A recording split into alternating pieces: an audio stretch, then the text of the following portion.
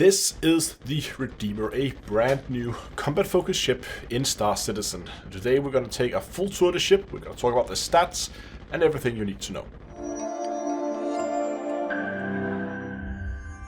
This video is brought to you by Rich Wallet. Rich is redefining the wallet with their compact wallets made from premium materials. Their wallets are easily half the size of traditional wallets, but despite that they can still hold up to a 12 card and has a money clip on the side. Want to carry coins or key? No problems. Rich got you covered with their optional cavity tray. All their wallets also comes with RFID blocking to prevent digital theft. So check out Rich Wallet on rich.com/D2EA and use offer code D2EA to get 10% off. Hello ladies and gentlemen, and welcome back to Star Citizen.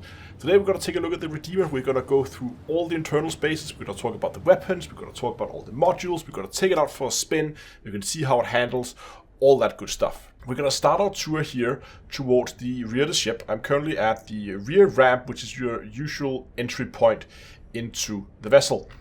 From here we have a airlock, which we can open here. We should probably go ahead and close that ramp as well. Like so. It's very silent. I don't know if it's missing sounds. I should say I am on the PTU test right now, so it may be that there's a few things missing, but it's very silent. If you move into the main part of the ship, first we have this very weird compartment here that I've never really figured out what was supposed to be. But there is a small compartment here. Then we have some living spaces. We can see we have bunk beds for 4 with a surprisingly large amount of wardrobe space. As you can see, we have wardrobes here on either side, there, and there is another 2 wardrobes there. So they have some decent amount of wardrobe space. We also have a toilet in here. Again, it is very limited, and it's one of those, you know, that we always get in these compact ships where it's a pull-out toilet like that. There's basically a shower. It's very, very limited, but it is there. And then, of course, towards the rear of the ship here, we do have a little kitchenette, just for some very basic, if you can make it based on basic food, those kind of things, a fridge down below, those kind of things. So that's what you get on the lower deck, which is, as I said, the living quarters. A bit of a, I don't know, kind of missing some seating space here. I don't know if that's just me, but yeah, well. If you want to move up to the more business end of the ship, we have to use this ladder, and that is the only entryway between the 2 different levels on the ship. So we're going to have to take that up. Up here, we're going to start towards the rear of the ship. Back here we have this really weird open compartment. This is your engineering space. Back here, between all these doors, you will find all the ship's internal modules. And this actually comes with a quite neat combination of modules. We have a single size 3 cooler, we have a single size 3 power plant back here. You'll also find a size 2 quantum drive, and no less than 2 size 3 shield generators. So this thing, I mean, it is a combat ship. This thing will most definitely be able to carry some serious protection in forms of its shields. What you will also find is access to the first of many turrets, as you will see here. Here we can enter the upper turret. There is 4 turrets that can be accessed through 4 different places in this ship. Not including, of course, the weapons that is accessible to the pilot. This is one of the bigger turrets that's on the top, and this one will carry 2 size 5 hardpoints. It comes default with AD5B ballistics weapons, and normally people are not too fond of ballistic weapons. As you can see here, we have 1500 rounds in this, and that means when we start firing, this thing will fire for a very, very long time. It does not run out of ammo anytime soon. If we move back out of this engineering compartment, we again get a little bit of seating space, so I guess there is some place where they can actually sit down. And if we move down to this area here, we're going to find the second turret, which we have here, which is the lower turret. It is the same turret as we had available in the other end of the ship. This is just located on the belly of the ship.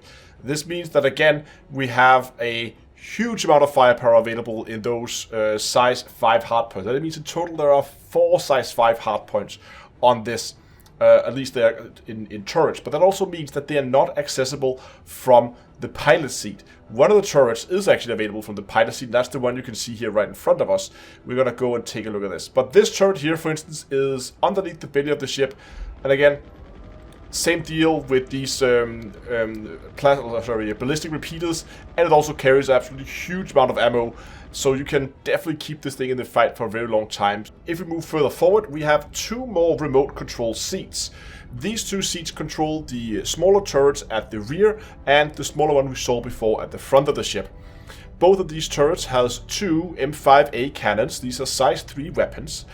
And while the front turret is a little special because if there's no one in the remote control seat, it is pilot controlled. If there is someone in the remote control seat, then of course it's taken over by that seat and not by the pilot.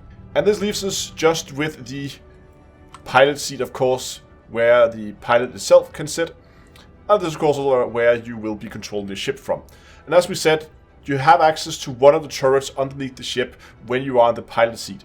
But you will also have access to 2 C788 cannons. These are size 4 weapons. One is located under each of the wings. So that means if you're flying this solo, you have access to a total of 4 weapons, which is 2 size 4s and 2 size 3s. And just to show you the weapons, here we have the cannons underneath the wings, and here we have the laser repeaters from the turret underneath the ship that could otherwise be taken over. If we just throttle this thing up to something like that, we can see here before we begin to head into the red area, it's flying around 140 meters a second. And as you can see here, it is a heavy ship to move around. It definitely relies on those turrets to do the majority of the movement, and they are very maneuverable, the turrets. But as you can see here, as I'm turning the ship here, and I'm going to try to turn it the other way, it is a slow turning. It is a heavy ship to move around. But also notice here, if I remove my speed limiter here and I use the boost, it does accelerate at a decent pace. It's not going to go very fast in a straight line. It can reach up to just below 1,000 meters a second.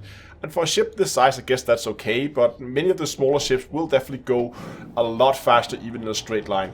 Its braking speed is not amazing, to be honest.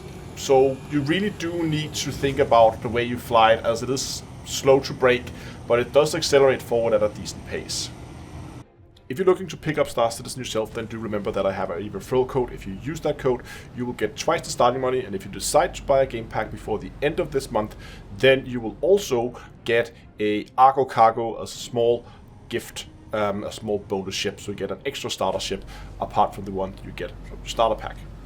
That's it for today. I really hope you enjoyed today's video. If you did, please go down, give the video a like, subscribe to the channel, and until next time, I will see you guys in space.